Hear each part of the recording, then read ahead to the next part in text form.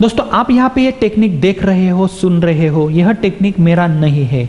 यह टेक्निक मुझे मेरे पिताजी ने दिया है। मेरे पिताजी का नाम मिस्टर वीटी शिंदे सर, अंग्रेजी के बहुत ही मशहूर टीचर थे, पॉपुलर टीचर थे। इन 1971 में वो संगमनेर जैसे शहर में आ गए। संगमनेर ये शिरडी के बहुत ही पास है और उस टाइम उन्होंने उनका education BA, BEd, MA, LLB उन्होंने पुणे यूनिवर्सिटी से कंप्लीट किया। उस टाइम अंग्रेजी की बहुत ही क्रिटिकल सिचुएशन थी। बहुत सारे लड़के अंग्रेजी में फेल होते थे, 10वीं में 12वीं में फेल होते थे, उनको दूसरा सोल्यूशन नहीं मिलता था। उस time mister VT Shinde sir मतलब मेरे पिताजी ने अंग्रेजी के क्लासेस शुरू किए और सर के पास टीचिंग का इतना अच्छा टेक्निक था, पढ़ाने का इतना खूबसूरत टेक्निक था। हर कोई लड़का उनके पास आता था और 100% पास से होता था। सर बहुत मशहूर हो गए और वीटी ये ब्रांड फेमस हो गया। सर ने सुबह 5 बजे से रात को 9 बजे तक कंटिन्यूस पढ़ाया और सोशल वर्क भी बहुत किया और इसी प्रकार सर की ये सेवा चलती रही। लेकिन 2003 में सर को लकवे जैसी बीमारी मार गई और डॉक्टर ने ऐसा बोला अभी सर कभी भी खड़े नहीं हो सकते हैं, बोल नहीं सकते हैं, पढ़ा नहीं सकते हैं। लेकिन सर ने फिर भी कोशिश की। सर बोलने लगे और पढ़ाने भी लगे थोड़ा थोड़ा, लेकिन पहले जैसा वो पढ़ाते नहीं थे। लेकिन सर कौन है, कैसे दिखते हैं, इसलिए 2013 में जब मैं ये प्रोजेक्ट बना रहा था तब मैंने सर से विनती की, पापा प्लीज आप आ जाओ, क्योंकि लोगों को पता होना चाहिए वीटी शिंदे सर कौन है। तब सर ने खुशी खुशी से मुझे परमिशन दे दी और सर यहाँ पे आ गए। हालांकि सर ठीक तरह से खड़े भी नहीं हो पाते थे, लेकिन सर ने सिर्फ 20 मिनट का लेक्चर बच्चों को दिया और वो लेक्चर कितना अच्छा था। हालांकि ये लेक्चर मराठी में है, मैं कोशिश करता हूँ उसको ट्रांसलेट करने की, वो लेक्चर आप देख सकते हो। लेकिन सर के पास ग्रामर पढ़ाने का एक बहुत ही अच्छा टेक्निक था और जब वो ग्रामर पढ़ाते थे जैसे direct, indirect, change the voice, degree, affirmative, ये बच्चों को बहुत ही आसान लगते थे। सर का यही कहना था, think in English end speak in English. लेकिन उससे पहले आपको कंस्ट्रक्शन क्या है ये पता होने चाहिए, उनके प्रैक्टिसेस आपको करनी चाहिए, ऐसा सर का कहना था। सर के पास ऐसे बहुत सारे टेक्निक्स थे। सर जब पढ़ाते थे तो एक ही एंथुजियाज्म पूरे क्लास में रहता था। सर सिर्फ 25 मिनट तक पढ़ाते थे, 30 मिनट तक पढ़ाते, लेकिन दूर दूर से लोग उनके पास आते थे। लेकिन मैंने सर से रिक्वेस्ट की, सर यहाँ पे आ गए और सर ने हमको बहुत अच्छा लेक्चर दिया। जब उन्होंने लेक्चर दिया उसके कुछ ही महीने के बाद सर इस दुनिया में नहीं रहे, सर हमको छोड़ के चले गए। लेकिन मैं आपको फिर से बताता हूँ, सर के टेक्निक्स हमने जिंदा रखे हैं, उसमें हमने कुछ मॉडिफिकेशंस किया है।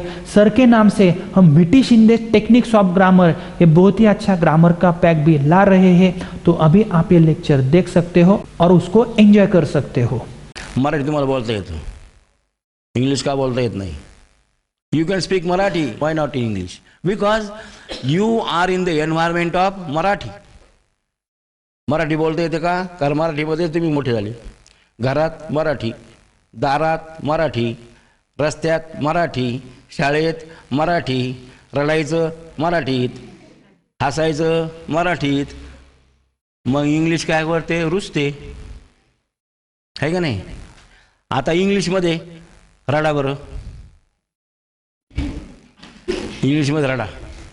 Yes, I remember one incident, एक प्रसंग मला आठवतो, जरूर सांगेल. माझे एक मित्र, त्यांची मिसेस वारली, वारली म्हणजे मेली, डाईड, आणि त्याला रडायला हो हो हो, आणि लोक सगळे गोळा झाले, आपले लोक. आय केम टू, मला कळलं, मी गेलो, मला त्यांनी पाहिलं, ते म्हणायला लागले, हो शिंदे सर, हो what happen, my wife died,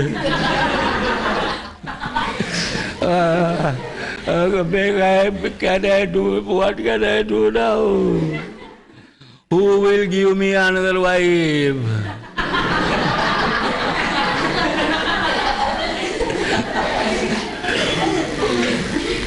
because त्या शिक्षकाला इंग्रजी येत नव्हतं. त्याने ठरवलं होतं की इंग्लिशमध्येच बोलायचं, रडायचं इंग्लिशमध्येच, हसायचं इंग्लिशमध्येच. ते असे म्हणले, दुसरी बायको मला कोण देईल?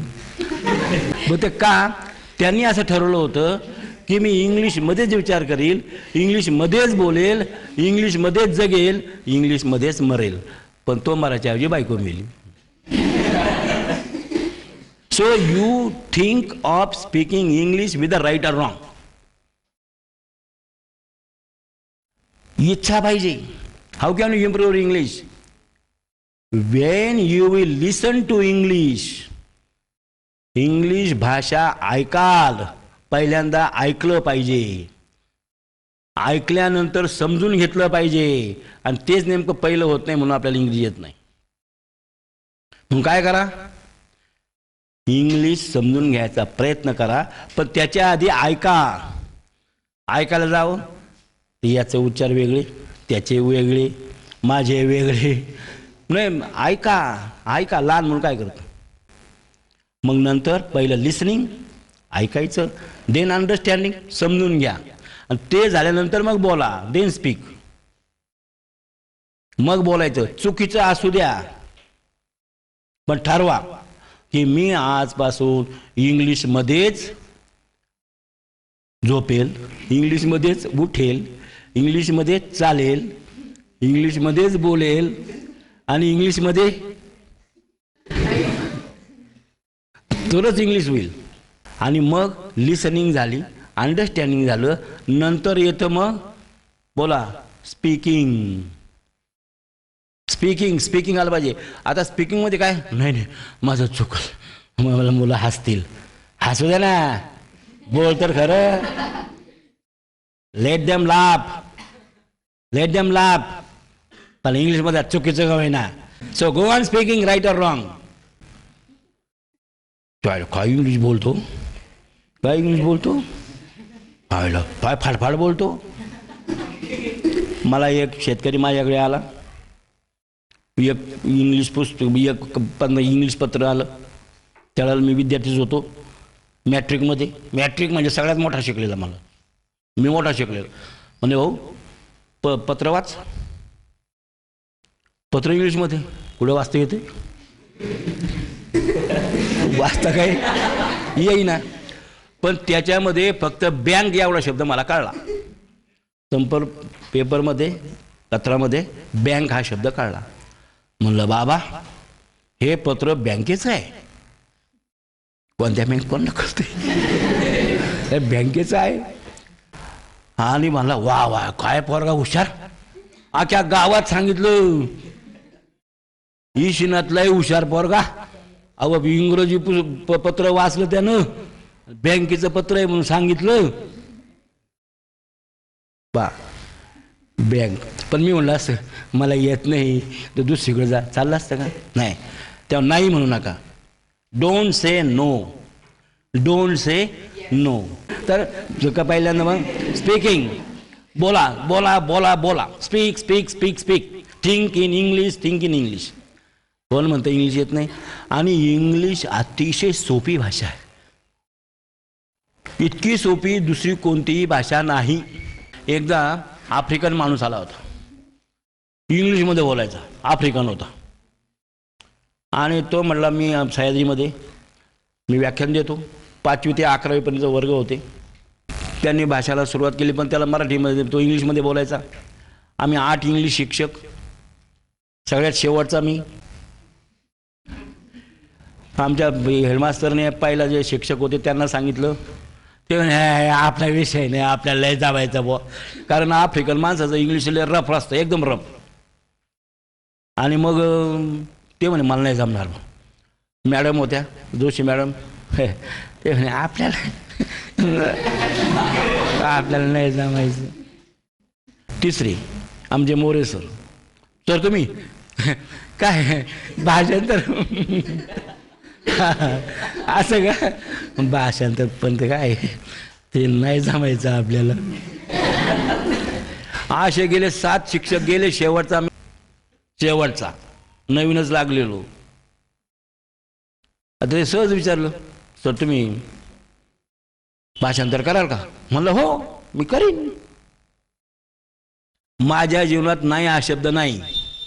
आणि मग तर मी बोलायला गेलो, मग ते त्याला थोडं बोललं इंग्लिशमध्ये बोलायचा, मी म्हणायचं स्टॉप म्हणायचो, भाषांतर करायचो.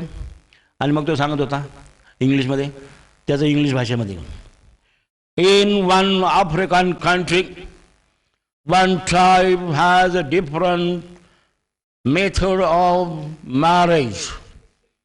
At the time of marriage ceremony, The bride and bridegroom stand in front of each other and they shake hand with each other. And if the bride snatches the bridegroom towards her side, the bridegroom has to go to her house to leave. मी म्हणलं stop, capacity कमी झाली. मग तो सांगत होता, African माणूस होता, तो म्हणला आफ्रिकेमध्ये एक अशी जमात आहे की त्या जमातीमध्ये लग्नाच्या वेळेला नवरी आणि नवरदेव एकमेकाच्या समोर उभे राहतात आपल्यासारखे.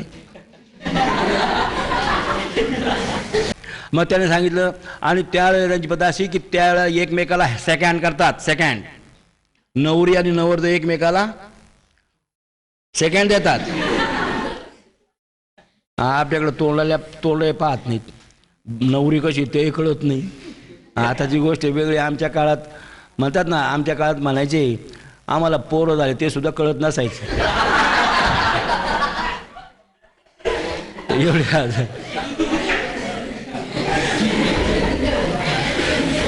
आणि मग आणि जर नवरीनं नवरदेवाला तिच्या बाजूनं ओढलं तर नवरदेवाला नवरीच्या घरी नांदायला जावं लागतं. तर लिव हा शब्द होता. लिव म्हणजे राहणे, याला लिव म्हणजे राहणे. पण मी शब्द काय वापरला, नांदायला जाणे. पुढे डिक्शनरीमध्ये आहे का लिवचा अर्थ नांदायला जाणे? त्यावेळेस सुचलं पाहिजे, तेव्हा सुचलं पाहिजे. आणि मग लिवचा अर्थ मी नांदायला आले म्हटल्यानंतर नवरदेवाला नवरीच्या घरी, म्हणजे नवरदेवाला नवरीनं जर आपल्या बाजूनं ओढलं तर नवरदेवाला नवरीच्या घरी नांदायला जावे लागते. 1,500 मुलांच्या टाळ्या. पुढच्या वर्षी 10वीचा वर्ग मला शिकवायला.